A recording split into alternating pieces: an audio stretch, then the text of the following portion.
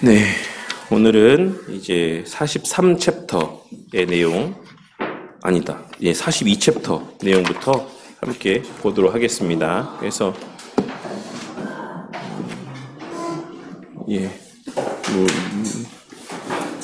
지난 시간에 우리가 이제 성령 세례에 대해서 참 말도 많고, 참 생각할 거리도 많은 성령 세례에 대해서 함께 생각해 봤습니다. 그래서 아마 그 내용들, 그리고 주중에 제가 또 그 관련해서 이제 쓰여진 글을 또 공유해드려서 아마 그 내용을 통해서 어느 정도 잘 좀 이해를 하지 않았을까. 제가 좀 설명하면서도 좀 부족하게 설명했던 부분들이 또 그 내용들 가운데 잘 이렇게 보충이 되어서 또 잘 이해가 되셨을 거라고 생각합니다.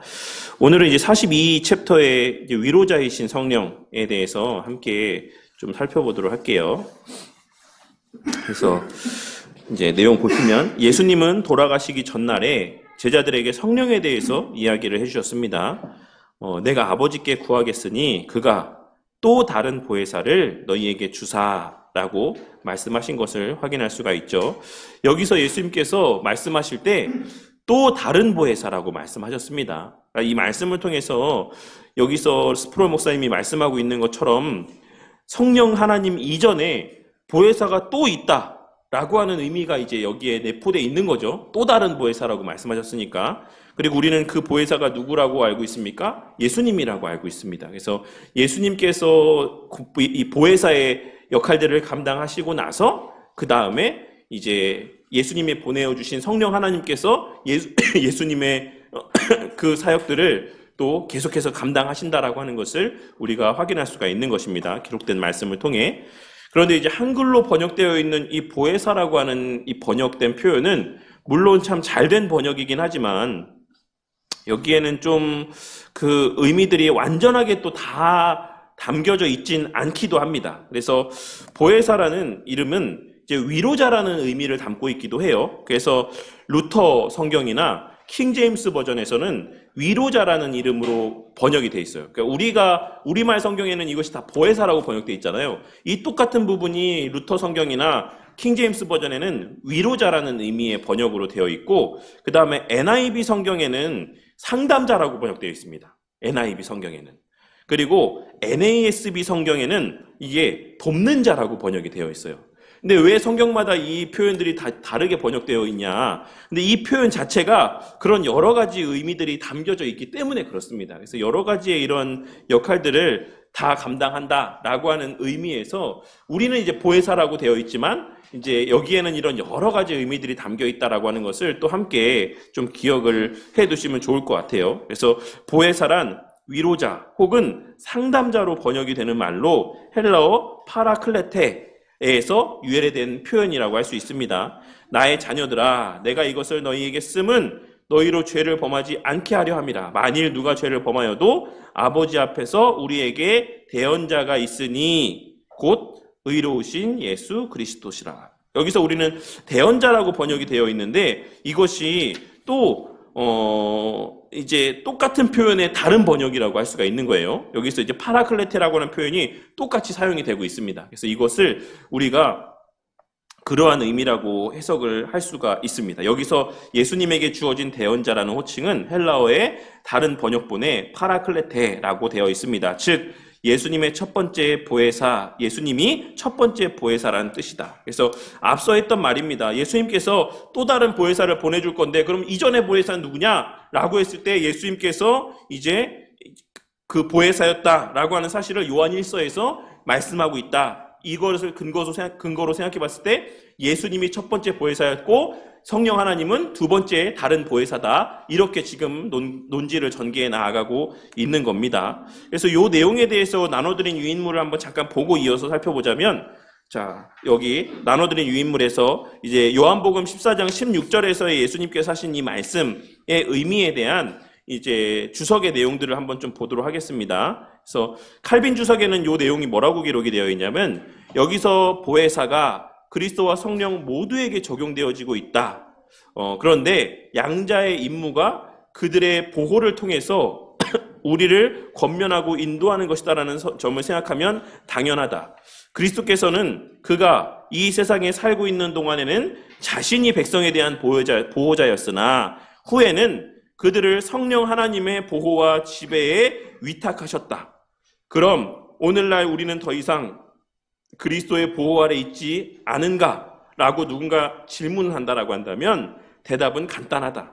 그리스도는 계속적인 보호자이지만 지금도 예수님은 우리의 보혜사이십니다. 하지만 더 이상 눈에 보이는 방법을 이용하지 않고 있다는 것이죠. 당시의 제자들에게 함께 동행하면서 실제적인 어떤 보호자로서의 역할을 감당하셨던 그런 방식으로 보혜사의 역할을 감당하고 계시지는 않는다는 겁니다. 그가 이 세상에 계실 동안에는 그는 자신을 그들의 보호자로 공공연하게 드러내셨다. 하지만 이제 그는 그의 성령을 통해서 우리를 보호하고 있으시다.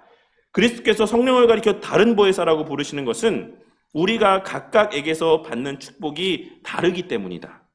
그리스도의 임무는 세상 죄를 속죄함으로써 하나님의 진노를 풀어드리고 인간들을 사망에서 속량하며 의와 생명을 획득하게 하는 것이었다. 그리고 성령 하나님의 임무는 우리로 하여금 그리스도 자신에게 동참할 뿐 아니라 그의 모든 축복을 누리게 하는 것이다. 그리고 성령과 성자는 서로 다른 인격인 만큼 여기서 이 둘의 인격을 구별하는 것도 잘못이 없을 줄 안다. 그래서 우리가 물론 하나님이 하시는 모든 일들이 다 누구의 사역이라고 말씀드렸죠. 늘 제가 말씀드릴 때 성삼위 하나님의 공동의 사역이다라고 말씀을 드렸어요. 그래서 이 모든 사역들의 그 모든 근저에는 삼위 하나님의 연합된 관계 안에서의 역사하심이 의미들이 담겨져 있지만 사실 그 모든 행하시는 일들 가운데에는 주도적인 역할들을 감당하시는 분이 또한 따로 있다는 사실 또한도 우리가 알고 있지 않습니까? 창조에서의 주도적인 사역을 감당하신 분이 성부 하나님이셨던 것처럼,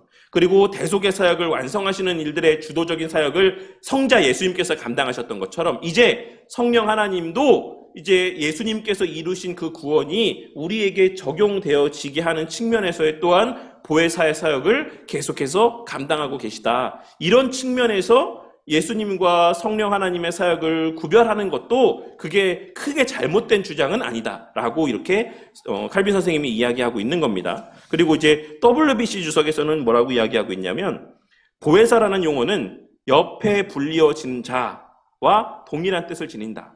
이 용어가 당시 헬라 사회 안에서는 법정에서 다른 사람들을 돕기 위해 불려지는 자에 대해서 사용이 되었지만 이것이 나중에 어드보케이션이라고 그러나요? 어쨌든 뭐 그런 표현이 있어요. 이제 그런 것처럼 전문적으로 어떤 변호사를 지칭하는 표현으로 발전되진 않았다. 이렇게 이야기하고 있습니다. 그래서 이것이 나중에 후대에 그냥 어떤 이런 전문적인 사람들을 일컫는 표현으로 이 표현이 정립되진 않았지만 그럼에도 불구하고 당시에 이 표현, 이 보혜사라고 하는 용어는 번역된 이 표현은 파라클레테라고 하는 표현은 법정에서의 옆에 서 있는 사람을 의미하는 표현으로 통용됐다라고 이야기하고 있는 거죠. 그래서 이게 우리가 알고 있는 것처럼 변호사의 역할을 감당하는 사람들을 의미하고 지칭하는 표현이기도 했다라는 거예요. 나중에 이제 이 표현 파라클레테라고 했을 때 이 사람이 변호사라고 사용되지 않았다라고 할지라도 그래서 정확한 표현은 그러니까 번역은 옆에 서 있는 자라고 이렇게 번역하는 게 가장 또 이 표현에 합당한 표현이라고 이렇게 의미의 번역이라고 이야기를 하는 분도 있습니다. 그래서 예수님은 이 땅을 떠나시면서 아버지께 또 다른 보혜사를 책자로 나와서 다시 돌아와서 읽고 있는 겁니다. 예수님은 이 땅을 떠나시면서 아버지께 또 다른 보혜사를 보내어 주시기를 위해 기도하셨습니다. 그리고 그리스도 대신에 성령 하나님께서 오셨습니다. 그는 이 땅에서 그리스도의 최고 대리인이십니다.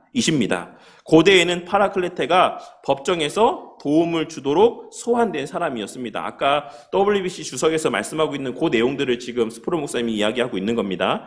성령은 이 역할에서 한 가지 이상의 임무를 수행하십니다. 그것은 바로 신자들이 하나님 아버지께 말하는 것을 도우시는 일입니다. 그래서 이 내용에 대해서는 이제 로마서 8장 26절하고 27절에 있는 말씀의 내용들을 근거로 이야기하고 있는데 그 내용에 대한 주석도 한번 좀 보도록 할게요. 나눠드린 유인물 1페이지에 로마서 8장 26절과 27절에서의 하나님 아버지께 말하는 것을 도우신다라는 게 도대체 무슨 의미인가?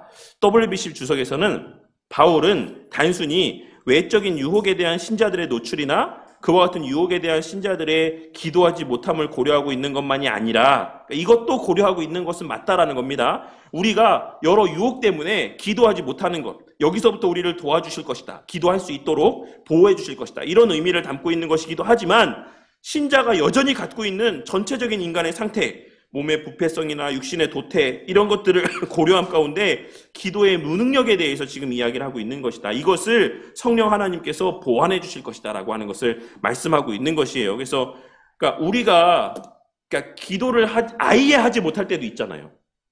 아닙니까? 막 여러 가지 연약함 때문에 여러 가지 또 너무 극심한 이런 그런 상황 가운데서는 사실 기도조차도 나오지 않고 그럴 때도 있죠. 그래서 어떤 그런 외적인 유혹 혹은 너무 즐거워서 너무 노는 게 바빠갖고 기도를 까먹고 그렇게 놀 때도 있죠. 그러니까 여러 가지 외적인 유혹들로 인해서 그래서 기도하지 못하게 되는 상황들에 대한 도우심을 주기도 할 거다. 의미하는 것이기도 하다. 그때도 기도해야지. 너 기도해야지. 이런 식으로 우리의 마음 가운데 그런 것들을 기도에 대한 우리의 그런 어떤 모습들을 상기시켜 주시는 역할들을 함으로써 우리의 하나님 앞에 말하는 것을 도우시기도 하지만 우리가 기도를 해도 막상 내 입을 열어서 기도를 해도 우리 안에는 여전히 몸의 부패성이나 육신의 도태와 같은 죄된 본성들이 우리 가운데 있기 때문에 이제 우리가 기도하는 것들 가운데는 잘못된 기도들을 할 수도 있다라는 것이죠. 그럴 때 우리의 그와 같은 잘못된 기도들을 바른 방향의 기도로서 변화되어지도록 도우신다라는 것을 말씀하고 있는 겁니다. 아시겠죠? 그래서 얼마 전에 이제 그 얘기를 노승수 쌤이 그런 얘기를 이제 올리셨더라고요. 글을 어쨌든 간에 기도를 하는 게 필요하다. 이게 하나님 앞에 합당한 기도일까, 합당하지 않은 기도일까, 내가 이 기도하는 게 맞을까, 맞지 않을까, 이런 것들을 생각하고 고민하면서 기도하지 않기보다는 기도를 하는 게 우리에게 유익이 된다. 그러니까 기도를 어쨌든 간에 하라는 거죠. 설령 그것이 나에게 있어서 내 유익과 만족만 되는 기도라고 할지라도 그 자체도 사실 또 기도하는 것 자체가 다 잘못됐다, 나쁘다 라고만 또 볼 수도 없다라는 겁니다. 그래서 우리가 기도를 어쨌든 간에 하나님 앞에 기도를 하는 과정들 속에 하나님께서 우리의 마음 가운데 역사하셔서 우리의 기도가 또한 하나님 뜻에 합당한 기도가 되게끔 우리를 도우신다라고 말씀하고 있어요. 그래서 요는 어쨌든 간에 성령 하나님의 우리를 도우실 것을 우리가 또한 기대하면서 기도하는 행위 자체가 중요하다라고 하는 것을 또 좀 기억을 하셔야지만 되겠습니다. 성령 하나님이 그 일을 하실 것을 기대하고 이거 구해도 되나? 저거 기도해도 되나? 이거를 따지기보다는 그냥 기도 일단 하는 거죠. 기도를 하면서 성령 하나님께서 우리의 기도 가운데에 선한 방향으로 우리의 기도를 또한 인도하시면서 그 아버지께서 원하시는 바대로의 기도를 고백할 수 있도록 또 간구하면서 기도하는 우리 모두가 되어야 할 것이다라고 생각을 합니다.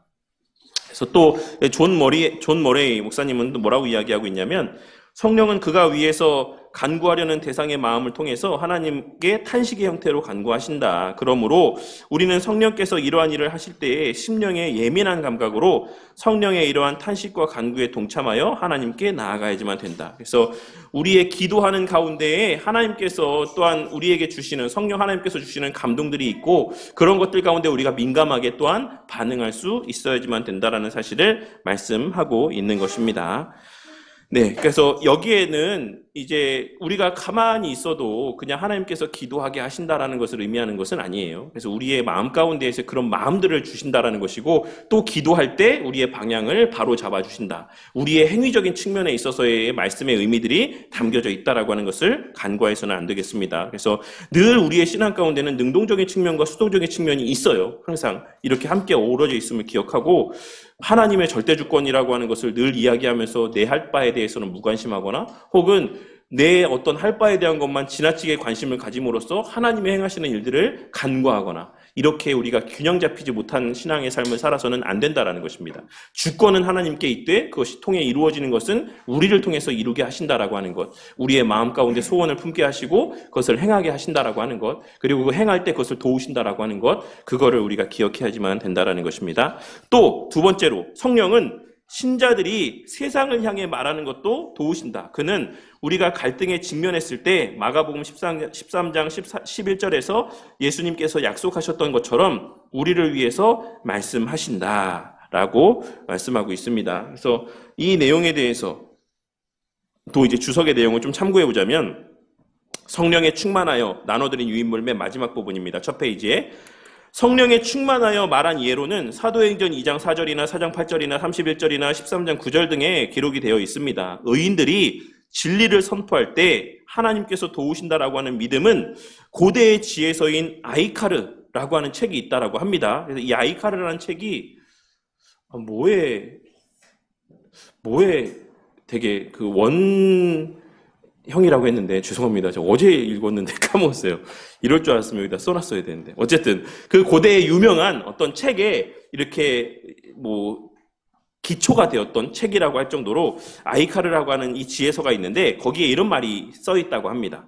그가 신들의 사랑을 받는 자라면 그가 진실한 말을 할 때 신들이 그를 도우리라 라고 하는 이런 표현들이 있대요. 그래서 어쨌든 이제 이러한 인식들은 당시의 사회 사람들에게 널리 보편화되어 있는 인식들이었다라고 합니다. 그런데 우리가 여기서 기억해야 될 것, 그리고 성경 말씀 가운데서에 기록되어 있는 것들 가운데 우리가 놓치지 말아야 될 것은 우리가 아무것도 하나님에 대한 말씀에 대한 지식이 하나도 전무한데 우리가 그 자리에 서게 됐을 때에 그냥 할 말들을 생각나게 하신다? 이러한 차원에서의 말씀은 아닙니다. 물론 그렇게 하실 수도 있겠죠. 근데 이 요는 어떤 그러한 맥락에서의 말씀이라기보다는 우리의 늘 말씀 가운데 살아가는 삶의 시간들 속에서 우리가 늘 말씀과 함께하며 성령 하나님의 인도하심을 받는 삶의 시간들 속에서 우리가 예상치 못한 때에 마주하게 되는 그러한 현실들 가운데서 성령 하나님께서 그에 족한 그 상황에 알맞는 말씀에 대한 내용들이 떠올려지게 하신다라는 것을 말씀하고 있는 것이에요. 그러니까 늘 말씀과 기도 가운데 깨어있고 말씀과 가까이 하는 말씀 안에 거하는 삶을 살아갈 때 성령 하나님께서 그 말씀들이 우리의 그 순간에 필요한 말씀들이 떠올려지고 필요한 가르침들이 떠올려지게 하심으로써 우리의 말할 바가 무엇인지를 깨닫게 하신다라는 것을 말씀하고 있는 것이죠. 그래서 그 순간에 막 직통계시를 주셔가지고 이렇게 말해 막 이런 것을 말씀하고 있는 건 아닙니다. 그래서 그런 차원의 의미라고 이해를 하시면 되겠고, 그리고 마지막으로 보혜사의 개념 가운데는 위로자의 역할도 있다. 그는 먼저 상처받은 자, 실패한 자, 슬픔에 빠진 자에게 부드러운 위로가 되신다. 그리고 위로자라는 단어의 라틴어 어원이 힘있게 라는 표현이라고 합니다. 그래서 성령 하나님께서는 우리에게 힘이 필요할 때 더욱 온전하게 또 찾아오신다. 그는 우리에게 용기와 담대함을 주신다. 또한 위로하시고 힘을 주셔서 우리가 모든 일에 넉넉히 이기게 하신다. 그래서 하나님의 성령 하나님의 우리 가운데 행하시는 일들 가운데에서는 우리가 기도할 때 하나님의 뜻에 합당한 기도를 할 수 있도록 우리를 도우시는 역할도 하고, 또 우리의 세상 가운데서의 예를 들어서 이단과의 갑작스러운 예상치 못한 어떤 이제 부닥치는 때가 오게 될 수 있죠. 근데 우리가 많은 경우에 그런 두려움들이 있어요. 목사님들도 그렇다라고 하던데 갑자기 신천지나 이단들이 와서 나한테 그런 거 물어보면 어떡하지? 내가 거기서 대답하지 못하면 어떡하지? 내가 어물쩡 이렇게 주저주저 하고 하면 어떡하지? 이런 고민들이 있다라고 합니다. 왜냐면 우리가 신천지만 예를 들었지만 그 외에도 이단들이 진짜 많잖아요. 진짜 많은데 그 사람들이 자기가 달달달 외우고 있는 교리들을 갖고 와서 이거 어떻게 된 거야? 이거 어떻게 된 거야? 물어봤을 때 내가 대답하지 못하면 어떡하지? 이런 불안함들이 있을 수 있지 않습니까?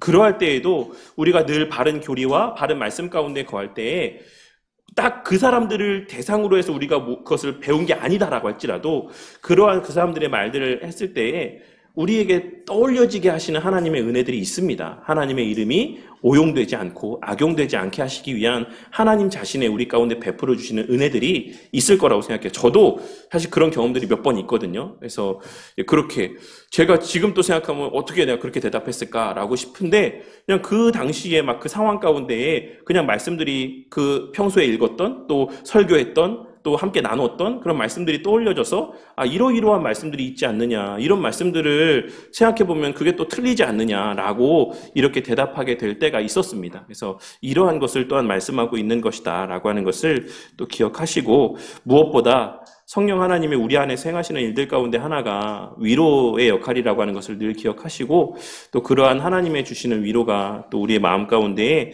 늘 또 이렇게 체험되어지고, 특히 여기서 스프론 목사님이 말씀하고 있는 것처럼 성령은 상처받은 자, 실패한 자, 슬픔에 빠진 자에게 찾아와 부드러운 위로를 주신다.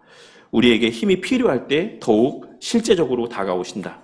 또 이러한 것들을 좀 의미 있게 좀 받아들였으면 좋겠습니다. 그래서 우리가 왜 그런 일들이 없겠습니까? 살면서 당황하는 일들, 낙심되는 일들이 있겠지만 그 순간이 또 성령 하나님께서 우리 마음 가운데 또 위로의 은혜들을 주실 때다라고 하는 것들을 기억하면서 그 시간들을 또한 잘 또 주님 공급하여 주시는 위로하심의 은혜 가운데 또 넘어갈 수 있는 또 그런 은혜들을 체험하며 그것이 그 삶에서의 너무나도 귀한 신앙의 유산으로 또 쌓여가는 은혜가 있길 바랍니다. 그래서 다음번에 또 어떤 또 힘든 순간들을 맞이해도 또 그런 하나님의 또 은혜들을. 그래서 예전에 제가 이 얘기를 종종 되게 자주 하는데 전나영 선교사님이 그랬었잖아요. 남편이 그런 상황에 직면하게 됐을 때 막 한국에서 치료비가 뭐 몇 천만 원이다. 뭐 엄청나게 많이 든다. 막 이런 얘기들이 있고 미국에서는 더 많이 든다고 이야기하고 막 이래서 어떻게 해야 되나, 남편 치료를 어떻게 해야 될까, 막 한국 가서도 또 남편 혼자 먼저 떠나보내고 있어야 되는데 아이를 학기를 다 마무리하고 자기는 나중에 가야 되는데 어떻게 남편이 검사를 잘 받고 치료를 잘 받을 수 있을까, 이런 막 염려들이 있을 때 전나영 선교사님이 기도 가운데 그런 마음이 들었다고 하지 않았습니까? 와서 그렇게 염려가 되는 마음도 있었지만 한켠에서는 이 일을 통해서 하나님께서 또 어떤 은혜들을 체험케 하실까, 이런 기대가 자기의 그 마음 한켠에 있었다. 근데 이거 진짜 그때도 말씀드렸지만 이거 진심이거든요. 전나영 선교사님은 진짜 되게 순수하신 분이에요. 정말로 제가 이렇게 볼 때는 너무 진짜 어린 아이와 같다라고 이렇게 느껴질 정도로 정말 때묻지 않은 막 그러한 순수한 믿음과 신앙들을 갖고 있으시거든요. 그거에 비하면 저는 너무 때가 많이 묻은 것 같아요. 성경을 생각했을 때. 근데 어쨌든 그 말을 들으면서 제가 그 말 자체가 또 되게 은혜가 됐었어요. 근데 우리에게 그런 경험들이 계속 쌓여가면 누구나가 전나영 선교사님처럼 어떤 힘든 순간들을 직면하게 됐을 때 또 이런 시간들 가운데 또 어떤 하나님께서 위로를 베풀어 주실까라고 하는 기대들이 그 마음 한켠에, 그렇다고 해서 불안함이 아예 사라지는 건 아니지만 그 마음 한켠에 그 위로하실 하나님에 대한 은혜에 대한 사모함도 우리 마음 가운데 자리하게 되는 것을 발견하게 될 수 있을 거라고 생각합니다. 그런 역할들을 성령 하나님께서 우리 안에 머무시면서 행하신다. 우리 43챕터 이제 보도록 하겠습니다. 성화시키시는 성령. 하나님은 모든 사람에게 자신의 거룩한 성품을 반영하고 반사하라고 말씀하고 있으십니다. 오직 너희를 부르신 거룩한 이처럼 너희도 모든 행실에 거룩한 자가 되라. 기록되었으되 내가 거룩하니 너희도 거룩할지어다 하셨느니라. 라고 말씀을 하고 있습니다. 그래서 이 말씀들, 여러 가지 말씀들을 오늘 우리 설교 말씀 가운데서도 제가 그 바빙크 선생님께서 말씀하셨던 내용들을 제가 읽어드리지 않았습니까? 그래서 칭의와 성화를 분리해서 생각하려고 하는 것은 매우 잘못된 생각이다라고 이제 바빙크 선생님이 이야기하고 있는 장면에 대해서, 모습에 대해서 제가 말씀을 드렸는데, 또 거기서 뭐라고 이야기했습니까? 우리가 거룩한 삶을 추구해야 될 이유가 너무나도 많다. 정말 이제 그것을 다 일일이 나열하기 힘들 정도로 우리가 그 빛 가운데에서 살아가는, 거룩을 추구하며 성화를 추구하며 살아가는 삶을 살아야 되는 이유들이 너무나도 많이 있다라고 말씀하고 있죠. 근데 그러면서 또한 동시에 그 근거에 대해서 개역교회 약책에서 뭐라고 말씀하고 있으시다라고 언급했습니까? 하나님에게서 태어난 자들은 갈수록 더욱 하나님의 모양과 형상을 지닌 하나님의 자녀가 되어 가는데, 왜냐하면 그들은 원리적으로 이미 하나님의 자녀이기 때문이다. 우리가 수요 예배 때 나누었죠. 이 내용에 대해서. 우리가 날 때부터 아이들이 의식하지 않아도 그 부모의 모습을 닮아가는 모습들이 있지 않습니까? 그리고 그 보여지는 모습을 통해서 후천적으로 또 닮아가는 모습들이 있지 않습니까? 거기에서 사실 그 하이미를 예로 들어서 설명했지만 또 동은이를 예를 들어서 설명하자면, 동은이가 아빠의 모습을 보면서 닮아가죠. 동은이가 엄마의 모습을 보면서 닮아갑니다. 그 부모의 모습을 알게 모르게 그 마음 가운데 새기면서 그 부모와 닮은 행실들을 나타내 보이며 살아가요. 근데 동은이가 그런 모습을 나타내 보이는 데 있어서의 물론 동은이가 보고 닮아가는 거지만 어떻게 그 모습이 동은이에게 보여집니까? 엄마 아빠가 동은이를 데리고 사니까 보여지는 거죠. 무슨 말인지 아시겠죠? 그래서 우리의 성화라고 하는 것 또한도 우리가 하는 겁니다. 우리가 말씀을 보고 우리가 그 말씀 가운데 순종하며 성화되어져 가는 게 맞지만 우리가 어떻게 그렇게 성화되어져 갈 수가 있는 겁니까? 우리에게 어떻게 그렇게 말씀이 보여지는 겁니까? 하나님께서 말씀을 보여주시는 겁니다. 그래서 늘 이제 그 바빙 선생님이 말씀하고 있는 것처럼 성화에서의 수동적 측면과 능동적 측면에 대해서 말씀하고 있는 것, 이것을 놓쳐서는 안 돼요. 제가 자꾸 이 말씀을 드리고 있는 이유가 뭐냐면 여기에 언급되어 있는 것처럼 아브라함 카이퍼 목사님, 나눠드린 유인물에 언급되어 있는 것처럼 아브라함 카이퍼 목사님은 되게 중생에 대해서만 어떤 극단적인 이제 가치를 부여합니다. 중생. 그래서 성화까지도 중생에 포함을 하고 있어요. 요거를 좀 말씀드리기 위해서 요 말씀을 드렸던 거예요. 그렇다라고 해서 아브라함 카이퍼 목사님이 잘못했다라고 말씀드리는 거 아닙니다. 그런 견해가 있는데 또 지금 요 말씀의 의미를 바르게 이해하기 위해서 이런 또 바빙 선생님의 견해들을 이야기하고 있는 겁니다. 자, 이어서 책에 있는 내용을 보도록 할게요. 하지만 하나님께서 그렇게 거룩하라고 말씀하셨지만 우리는 부정합니다. 그런데도 성경은 우리를 성도라고 부릅니다. 성도란 거룩한 사람들이라는 뜻이죠. 우리를 거룩하게 하시고 우리가 그리스도의 형상을 쫓게 하시는 분은 성령 하나님입니다. 특별히 하나님의 영이 성령, 즉 거룩하신 영으로 불리는 것은 우리를 거룩하게 하시는 그의 사역 때문입니다. 그는 우리를 성별하시고 성화시키십니다. 성화되는 것은 거룩하게, 즉 의롭게 되는 것입니다. 이것은 우리가 그리스도인이 되는 순간부터 시작되는 과정이며 죽을 때까지 계속된다라고 말씀하고 있습니다. 이 점진적 성화에 대해서도 바빙 선생님이 그 개혁교회학 책에서 이야기를 하고 있어요. 제가 그 내용들을 좀 나중에 읽어가지고 여기다 내용을 넣진 않았는데, 그러니까 우리의 성화라고 하는 것은 되게 점진적인 측면이 있다라고 하는 사실을 계속해서 언급하고 있습니다. 개혁주의 신앙은 중생에서 성령의 단독 사역을 강조합니다. 그러나 성화는 다르다.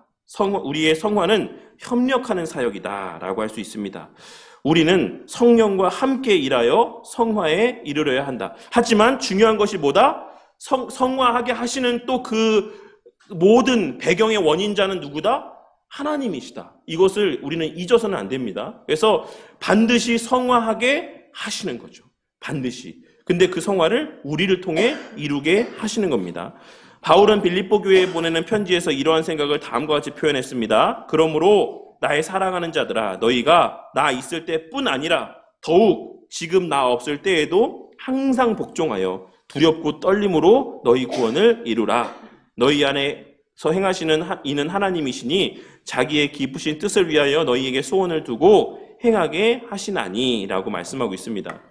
근데 제가 예전에 우리 빌립보서 강의 수요일에 수요 예배 때 나누면서 이 말씀에 대해서 이것이 뭐라고 말씀드렸죠? 이거 개인적인 차원에서의 말씀이라고 했습니까? 아닙니다. 공동체 차원에서의 말씀이라고 제가 설교 때 말씀을 드렸죠. 저는 그게 맞다라고 생각해요. 물론 개인적인 차원에서의 개인적인 성화에 대한 말씀을 말씀하고 있는 것이기도 해요. 그런 의미가 전혀 없다라고 할 수는 없습니다. 하지만 빌립보 교회를 향해서 바울 사도가 이야기하고 있는 핵심이 뭐였습니까? 그 근저에 깔려있는 배경이 뭐였죠? 그 교회 안에서의 서로의 주도권 싸움. 그러니까 열심에 있어서의 주도권 싸움이 있었다라고 제가 말씀을 드렸잖아요. 누가 더 열심히 있냐? 누가 더 열심히 헌신하고 있냐? 이게 하나의 경쟁적인 모습이 돼서 바울 사도의 사역 가운데 물질적으로 돕는 데 있어서도 그러한 경쟁심이 그 근저에 깔려 있었던 거예요. 내가 더 했어. 내가 더 많이 헌금했어. 내가 더 많이 보탰어. 이런 모습들이 그 안에 있었다라고 성경 그 해석 가운데 말씀을 드렸죠. 그래서 계속해서 빌립보서에서 바울 사도가 말씀하고 있는 것은 화목할 것, 협력할 것, 서로 용납할 것, 위할 것, 섬길 것, 이것에 대해서 계속해서 말씀하고 있다라는 것입니다. 그래서 개인이 중요하지 않다. 개인이. 공동체가 중요하다. 하나됨이 중요하다. 이것을 빌립보서에서 계속 말씀하고 있는데, 그러니까 그런 차원에서의 이 말씀을 해석해야 된다라고 이제 WBC 주석에서 이제 그렇게 이야기를 하고 있어요. 저는 그게 맞다라고 생각합니다. 개인적 차원에서의 이 성화에 대해서 말씀하고 있지만 그 궁극적인 지향점은 어디에 있다? 교회가 하나됨에 있다. 그렇게 해서 너희들이 함께 그렇게 개인적으로 거룩하여짐 가운데 성화되어져 감 가운데 교회 공동체의 하나됨을 이루어라 라고 하는 것을 말씀하고 있다라고 저는 그 해석이 가장 합당한 해석이다라고 생각을 합니다. 그래서 이 말씀이 이제 그런 말씀이죠. 그래서 우리에게 여기서 스프롤 목사님이 말씀하고 있는 요지는 우리가 해야 될 부분이 있다. 성화에 있어서, 거룩해져 감에 있어서, 교회를 세워감에 있어서 우리가 해야 되는 부분들이 있다. 물론 하나님이 하시지만, 하나님이 주권적으로 하나님의 일들을 이루어 가시지만 그 과정에서 하나님께서 우리를 통해 하시는 부분들이 있다라고 하는 것을 이 빌립보서의 말씀을 통해서 이야기를 하고 있는 겁니다. 협력해야지만 된다라는 말은 우리도 일해야지만 된다라는 것을 의미합니다. 우리는 진지하게 일해야지만 됩니다. 두렵고 떨림으로 일한다는 것은 공포감을 가지라는 말이 아닙니다. 이 말도 설교 때, 수요예배 설교 때 말씀을 드렸었어요. 그러니까 이 내용도 사실 요 WBC 주석 가운데 이제 요 내용이 언급되어져 있는데, 그래서 이제 그 주석의 내용만 잠깐 보도록 할게요. 그 2페이지 하단에 빌립보서 2장 12절 주석의 내용. 그 내용은 좀 보고 이제 또 다시 요거 보도록 하겠습니다. 빌립보서 2장 12절 주석, WBC 주석에 뭐라고 써 있냐면, 바울의 이 말씀은 종종 너희 자신의 구원을 이루라 라고 번역이 되기도 한다라고 언급을 하고 있습니다. 킹제임스 버전에서도, 우리에게 잘 알려진 NIV 성경에서도 그런 식의 뉘앙스로 번역이 되어 있습니다. 그러나 이러한 번역은 애매하며 독자로 하여금 바울이 실제로 의도하는 바에 대해서 오해하게 만들 수도 있다. 그러니까 그 궁극적인 지향점을 놓치게 만들 수 있다는 거죠. 이게 지극히 개인적인 말씀으로만 이 말씀을 이해하게 될 수 있게끔 번역된 내용이다라고 말씀하고 있는 겁니다. 바울은 여기서 개인 영혼의 영원한 구원에 대해서 말하고 있지 않다. 즉 신자들 개인에게 구원을 자신의 것으로 삼기 위해서 개인적으로 행동하거나 하나님의 뜻을 개인적으로 적극적인 추구함 가운데 살라고 요구하고 있는 것이 아니다라고 이야기하고 있는 겁니다. 오히려 전체적인 문맥을 미루어서 고려해 봤을 때 이 명령은 공동체를 향한 명령의 의미로 이해되어야지만 한다라는 사실이 암시되어져 있습니다. 그는 영적으로 병든 교회 2장 3절과 4절 말씀에서의 그 교회의 현실에 대해서 말씀하고 영적인 건강과 온전함을 회복하기 위해서 노력할 것을 촉구하고 있는 것이죠. 그러니까 이미 앞전에서 계속 빌립보 교회가 갖고 있는 장점들도 있지만 그들이 갖고 있는 문제점들도 있다는 사실을 계속해서 그들 가운데 주지시키면서 그것을 회복하기 위한 너희 개인의 열심이 있어야 된다. 그러니까 지향점이 내 개인의 성화에 있는 게 아니다라는 겁니다. 공동체의 그 교회다운 모습의 회복 가운데 있다라는 사실을 말씀하고 있다라는 것이죠. 그리고 이어서 두려움과 떨림이라는 표현은 마지막 심판에 직면했을 때 느낄지도 모르는 불안한 염려를 가리키는 표현이 아니다라는 겁니다. 두렵고 떨림으로 너희들이 구원을 이루라라고 하는 것은 너희가 구원을 받을 수 있을지 없을지 이것에 대해서 두려워하면서 행해라, 이것을 말씀하고 있는 게 아니라 이는 경외와 존경의 의미로 해석하는 것이 합당한 해석이라고 할 수가 있다. 그 말씀을 지금 스프롤 목사님도 여기 책에서 이야기하고 있는 거예요. 그러나 빌립보 교인들이 도달해야 될 그와 같은 높은 영적인 목표들은 그들 자신에게만 맡겨져 있지 않았다. 하나님께서는 빌립보 교인들의 뜻에 변화를 일으키고 앞서 말씀드렸던 것처럼 성령 하나님 역사를 통해 그에 따라 그들의 행동에도 변화를 일으키기 위해 그들 가운데 활동하신다. 누구를 통해서? 성령 하나님을 통해서. 그래서 그들은 그들 자신들에게 절실히 요구되는 조화와 건강에 도달할 수 있을 것이다. 그러한 개인적인 성화 가운데에 교회의 하나됨의 모습을 이룰 수 있을 것이다 라고 말씀하고 있는 겁니다. 하나님의 능력 있는 힘이 그 공동체 가운데서 활동하신다. 따라서 빌립보 교인들이 그 힘에게 자신들을 맡기고 그 힘과 연합하고 그들의 일 속에서 그 힘이 나타나도록 할 때만 그 불가피한 결과로서 그 공동체의 구원에 대한 그들의 희망이 실현될 것이다. 성령 하나님을 인지하고 믿고 의지할 때, 이 말은 반대로 이야기하면 자신들이 하려고 하면 이것을 이룰 수 있다 없다? 없다라는 것을 말씀하고 있는 거예요. 성령 하나님께서 그것을 이루실 것을 기대하며 의지하고 신뢰하며 행할 때 성령 하나님께서 그 안에서 그 일들을 행하게 하신다라고 하는 것을 말씀하고 있는 겁니다. 마찬가지로 성화 또한도 우리의 마음 가운데 그것을 기대하며 하나님께서 행하게 하실 것을 확신함 가운데 우리 안에서의 주시는 그 마음의 감동에 따라 열심히 있게 노력할 때 말씀 보고 기도하고 예배 가운데 열심을 다해서 나아오고 열심 있는 그리스도인으로서의 삶을 살기 위한 열심을 나타내 보이며 살아갈 때 그들에게 그 제시하신 그 목표가 그들의 삶 속에서 이루어져 가게 하실 것이다 라고 하는 것을 말씀하고 있다라는 것이죠. 다시 책으로 돌아와서 두렵고 떨림으로 일한다라고 하는 것은 공포감을 가지라는 말이 아니라 노력함과 경외심을 가지라는 말이다. 우리의 성화에서의 필요한 것, 이 두 가지 꼭 기억하시기 바랍니다. 경외심과 노력. 우리의 노력이 필요합니다. 하나님께서 노력하게 하신다라는 겁니다.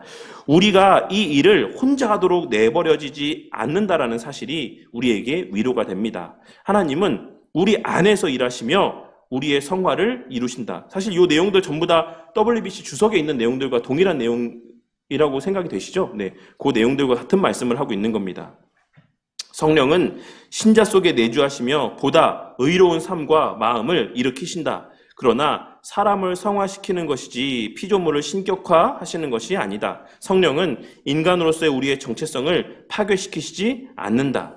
성화 과정에서 우리의 성품이 하나님을 닮는 것이지 하나님과 같은 존재가 되는 것은 아니다.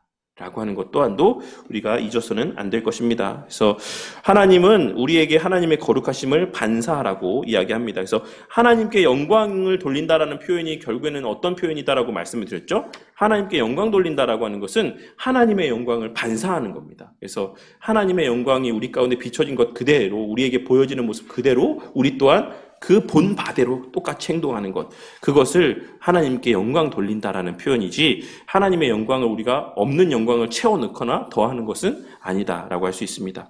그리고 성령이 거룩한 영으로 불리는 것은 우리를 거룩하게 하시는 사역 때문이다. 성화는 또한 평생 동안 계속되는 것이다. 그리고 성화는 신자와 성령이 함께 협력하는 일이다. 요 내용들을 성화에 대한 이런 가르침들을 좀 잘 이렇게 새기셨으면 좋겠습니다. 그리고 이제 마지막으로 이제 아브라함 카이퍼 선생님의 중생에 대한 견해를 좀 놓고 좀 생각해 보도록 할게요. 아브라함 카이퍼 목사님의 중생에 대한 견해는 세 가지의 단계라고 스스로가 이야기를 합니다. 중생에는 2페이지의 상단에 있습니다. 첫째 단계의 중생이 있고, 둘째 단계의 중생이 있고, 셋째 단계의 중생이 있다라고 이야기를 해요. 첫째 단계의 중생이 뭐다? 주께서 죽은 마음 안에 새 생명을 심으실 때, 이때는 사람의 인지함이 있습니까? 없습니까? 없습니다. 언제 중생했는지 모른다 라고 이야기를 했죠. 태어나는 것과 똑같다라고 말씀드렸어요. 그래서 우리 동훈이든지 하임이든지 동훈이가 그 스스로가 압니까? 태어나자마자 내가 며칠에 몇 시에 태어났는지 압니까? 본인이? 모르죠. 자신이 자기의 생일을 아는 거는 어떻게 알게 된 거예요? 엄마 아빠가 너 이날 태어났어라고 알려줬으니까 아는 거죠. 본래 우리가 태어나는 것은 그 자신은 인지할 수가 없다라는 것이죠. 우리가 거듭나는 것도 마찬가지입니다. 우리가 중생하는 것도 하나님의 단독적인 사역이고 그것에 대해서 우리의 인지가 없기 때문에 우리는 언제 중생했는지 알 수 없습니다. 그래서 이제 언제 거듭나셨습니까? 이렇게 진짜 거듭났습니까? 라고 질문하는 이단들이 있는데 그 질문 자체가 사실 하나님 말씀과 맞지 않아요. 왜냐하면 예수님께서 분명 그 거듭나는 것은 사람이 인지하지 못한다라고, 바람이 어디서 불고 어디서부터 시작되고 어떻게 불어가는지 사람이 모르는 것처럼 우리의 중생도 우리가 인지하지 못하는 영역 안에서 일어나는 하나님의 사역이기 때문에 우리가 알 수 없는 게 맞아요. 그래서 그런 질문 들었을 때 당황하지 마시기 바랍니다. 그때 그러면 형제님, 자매님은 거듭나지 않으신 겁니다. 이렇게 이야기하는 것이 얼마나 잘못된 말인지를 잘 깨달으시기 바랍니다. 둘째 단계의 중생은 이제 그 중생했다라는 사실을 인지하게 되는 단계예요. 거듭난 사람이 회심에 이르는 단계에서의 중생을 두 번째 단계에 여기도 중생이라고 이야기를 합니다. 그래서 우리가 일반적으로도 이렇게 여기에 대해서 중생이라고 생각하죠. 그래서 우리가 거듭났다라고 생각했을 때는 이 회심의 때를 중생이라고 생각할 때도 많습니다. 그래서 하지만 중생과 회심에는 사실 간격이 있어요. 그래서 그것이 물론 일반적으로는 짧죠. 동시에도 일어날 수도 있고 그것이 어느 정도 일정한 좀 간격을 둘 수도 있지만 사실 이것은 거의 동시에 비슷한 때에 일어나는 것이다라고 할 수가 있습니다. 근데 아브라함 카이퍼 선생님은 이 간격을 엄청나게 길게 봐요. 어디까지 보냐면 영화의 직전까지 봅니다. 그러니까는 제가 이걸 수요예배 때 얘기했나요? 수요예배 때 말씀드렸던 것처럼 죽을 때까지 회심의 역사가 나타나지 않아도, 그 어떤 반응들이 나타나지 않아도, 성화의 어떤 일도 모습이 나타나지 않아도 그 사람은 이제 거듭났을 수 있다라고 이야기하는 거죠. 그래서 그것을 둘째 단계의 중생이라고 이야기하고, 셋째 단계의 중생은 이제 회심과 성화가 합쳐지는 셋째 단계의 중생에 대해서도, 그러니까 이거를 우리는 일반적으로는 성화라고 이야기하는데 아브라함 카이프 목사님은 이거를 셋째 단계의 중생이라고 이야기를 해요. 이거에 대해서는 아직 제가 깊이 있게 요 내용에 대해서는 또 나누질 않았어요. 왜 카이프 선생님이 이렇게까지 이야기하고 있는가에 대해서. 이 각각의 세 가지 단계 안에서 하나님께서는 사람의 내면 존재 안에서 놀랍고 신비한 일을 행하신다. 다시 살리시는 것으로부터 시작해서 회심하고 성화하고, 그리고 우리의 구원과 관계된 각각의 모든 영역에서 하나님이 그 일을 행하시는 주체이시다. 다만 각각의 과정 가운데는 다음과 같은 차이가 있을 뿐인데, 다시 살리시는 첫째 단계에서는 하나님께서 홀로 일하신다는 것이고, 그 과정에서 사람은 전혀 무감각하다는 것이다. 둘째 단계의 회심의 과정에서는 사람도 함께 한다. 하지만 여기서 중요한 것은 하나님께서 사람을 활동하게 하신다는 것이다. 그리고 마지막 세 번째 단계인 성화의 단계에서는 하나님께서 우리 안에서 일하신다. 우리가 우리 스스로 하나님을 통해서 일하도록 하시는 것이다. 중생은 부패한 죄인을 새 사람으로 재창조하시는 종합적인 행위이며 이 세 부분을 다 포함한다. 그리고 이 세 부분은 중생과 회심과 성화이다. 말씀 사역은 위에 두 가지, 회심과 성화에만 적용이 된다. 중생에는 말씀이 적용되지 않는다라고 이야기하고 있는 겁니다. 아시겠죠? 왜냐하면 말씀 사역은 이 두 가지의 효력이 있도록 지정된 수단이기 때문이다. 그래서 중생하는 것은 말씀을 들음으로 인한 그 인간의 반응이 아닌 겁니다. 말씀은 뭐를 깨닫게 하는 거다? 그가 중생했음을 깨닫게 하는 수단이다라는 거예요. 말씀 자체가 그 사람을 거듭나게 하는 게 아니다라고 말씀하고 있는 겁니다. 이 거듭남, 중생은 뭐의 단독 사역이다? 하나님의 주권적인 단독의 사역이다라고 말씀하고 있는 겁니다. 그래서 요렇게도 카이프 선생님은 말씀하고 있어요. 근데 그렇다라고 해서 카이프 선생님이 이 성화에 대해서 강조하지 않느냐? 그렇지 않아요. 엄청나게 강조합니다. 그런데 그럼에도 불구하고 모든 것을 중생으로 다 포함할 수 있다라고 이렇게 이야기를 하기도 해요. 그래서 아마 이렇게 이야기한 이유는 제가 모르긴 모르지만 당시의 어떤 시대적인 상황들, 어린아이들의 어떤 그 유아기에 죽는 상황들이 반영되어 있을 것이다라고 추측은 하지만, 교수님도 그렇게 추측은 하더라고요. 근데 이게 정확하게 그것 때문일 것이다라고는 이렇게 이야기를 하질 않고 있어요. 왜냐하면 카이프 선생님이 지금 살아있지 않으니까. 직접 물어볼 수 없으니까. 그래서 이제 그 부분에 대해서 우리가 지금 이번 학기에 좀 살펴보는 거거든요. 바비큐 선생님은 이렇게 봤는데 왜 카이프 선생님은 이렇게 봤을까? 그리고 이러한 반대들이 있었고 또 있을 것을 알았을 것임에도 불구하고, 그럼에도 불구하고 왜 지나치게 그것을 강조했을까라고 하는 것에 대해서 좀 이번 학기에 그 내용들을 좀 살펴보는데, 어쨌든 그렇게 바빙 선생님의 견해에 대해서도 함께 나누면서, 그래서 바빙 선생님도 뭐라고 이야기합니까? 말씀드렸던 것처럼 원리적으로 이미 하나님의 자녀다라고 이야기하고 있어요. 하나님의 주권적인 사역이다라고 이야기하고 있고, 성화라고 하는 것은 거기에 자연스럽게 따라 나오는 결과다라고 이야기를 하고 있습니다. 그런데 제가 아직 그 바이빙 선생님의 개혁교회학 책에 이 중생과 관련된 파트를 제가 다 읽어보지 않아서 그거 요약해서 내는 게 또 하나의 과제이긴 한데 아직 읽지 않았어요. 그렇지, 이번 고난주간에 이제 읽어야 되는데, 제가 생각했을 때는 바빙크 선생님은 이 중생과 그 외에 이 구원의 서정의 모든 부분들, 특히 성화의 부분에 대해서 이제 많은 관심을 기울인다라고 생각합니다. 왜냐하면 우리 개혁주의가 사실 루터파와 개혁주의의 하나의 큰 차이점이라고 한다면, 루터파는 사실 믿음으로 구원받는 게 거의 그 궁극적인 지향점입니다. 이신칭의, 믿음으로 말미암아 의롭게 되는 것. 근데 우리 개혁주의 신앙은 그것이 시작이에요. 그래서 뭐 어쨌다는 거냐? 그래서 의롭게 된 다음은 뭐냐? 이게 우리가 바라보는 지향점인 거죠. 이 삶에서, 이 땅의 삶에서. 그래서 성화에 되게 포커스가 맞춰져 있거든요. 개혁주의 신앙은.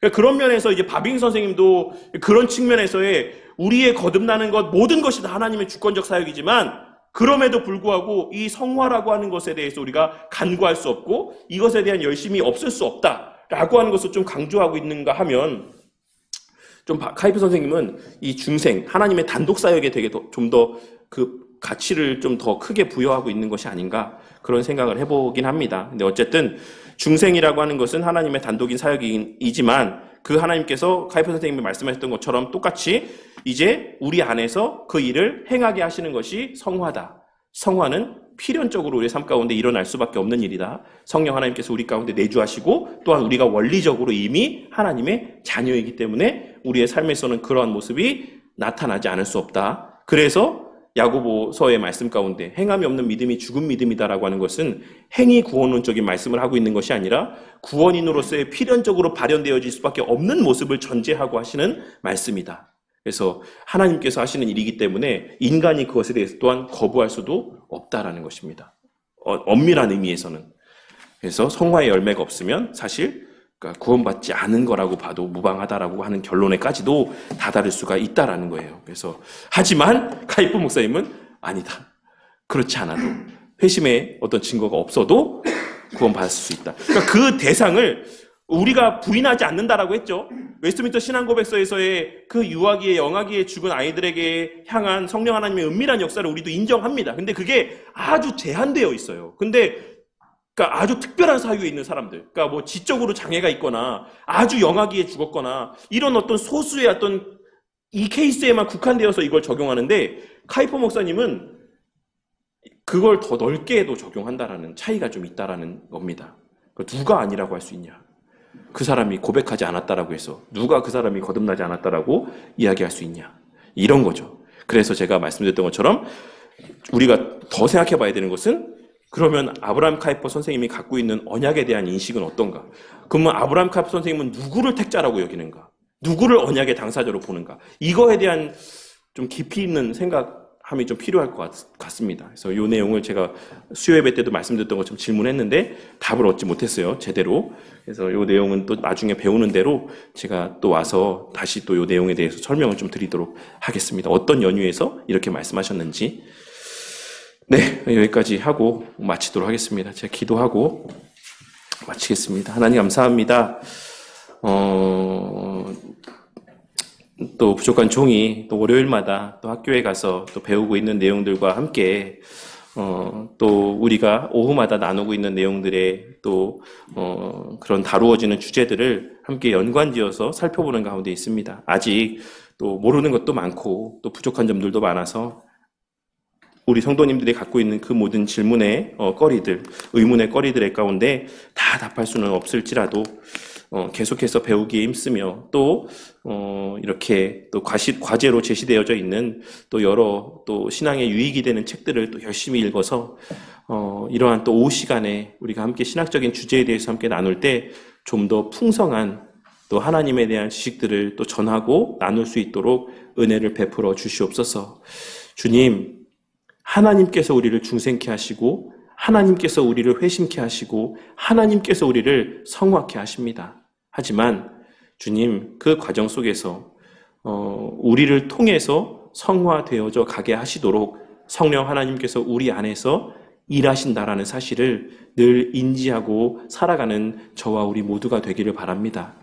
그냥 가만히 있으면 알아서 하나님께서 성화되게 하시는 것이 아니라 그 과정 속에서 우리의 그 하나님의 요구 가운데 민감하게 반응하게 하시는 역사와 또한 그 일들 가운데 순종케 하시는 역사가 반드시 있을 수밖에 없음을 또한 오늘의 또 이 성령 하나님과 관계된 말씀의 내용을 통해서 깨닫게 하여 주셔서 주님, 언제나 하나님께서 우리의 마음 가운데 선한 마음들을 주시고 때로는 찔림의 마음들을 주실 때 그것이 그 자신의 중생케 하셨음에 대한 표징이 됨을 기억하고 주님, 오늘의 말씀을 떠올리며 그 말씀 가운데 순종하기 위한 열심이 우리의 삶 가운데 있게 하시고 그렇게 하나님의 말씀에 따라 그 인도하심에 따라 순종하는 삶의 시간들 속에서 조금씩 더욱더 그리스도를 닮아가게 하시고 또 하나님의 자녀된 모습이 온 세상 가운데 증거되어지도록 자비와 긍휼을 베풀어 주시옵소서.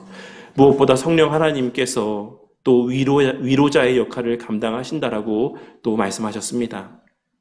주님, 우리 자신의 모습을 볼 때는 늘 넘어지고 또 죄를 짓고 또 짓게 되는 그러한 모습들밖에 또 보여지지 않을 때가 많지만 주님, 그렇게 낙심되는 상황 속에서 다시금 눈을 들어 주의 말씀을 바라보게 하시고 우리 안에 내주하시는 성령 하나님께서 말씀을 통해 우리를 또한 위로하시는 바 가운데 우리의 마음이 기울여지게 하여 주셔서 우리의 눈이 우리의 영원한 구원자 되시는 그리스도를 바라보게 되므로 그로 말미암는 위로와 감사와 소망이 다시금 우리의 마음 가운데서 크게 또 인지되어질 수 있도록 주님께서 역사하여 주시옵소서. 그렇게 넘어지고 회개하고 또 일어서서 열심을 내고 또 넘어지고 또 하나님의 위로 가운데 일어나고 또 열심을 내고 이러한 반복이 우리의 평생의 삶의 모습일 줄 압니다. 그리고 그것이 성화되어져 가는 모습일 줄 압니다. 주님, 넘어질 때는 일어서게 하실 것을 기대하고 또한 서 있을 때에는 또한 내가 내 힘으로 서 있다라고 착각하지 아니하고 교만치 아니하며 또한 넘어질 것을 대비하며 또한 말씀과 기도 가운데 깨 있을 줄 아는 저와 우리 모든 성도님들이 되게 하여 주시옵소서. 그와 같이 우리의 반복된 삶의 모습 속에서 더욱더 그리스도인이 되어가게 하실 줄 믿사오며 이 모든 말씀 우리 주 예수 그리스도의 이름으로 기도드렸습니다. 아멘.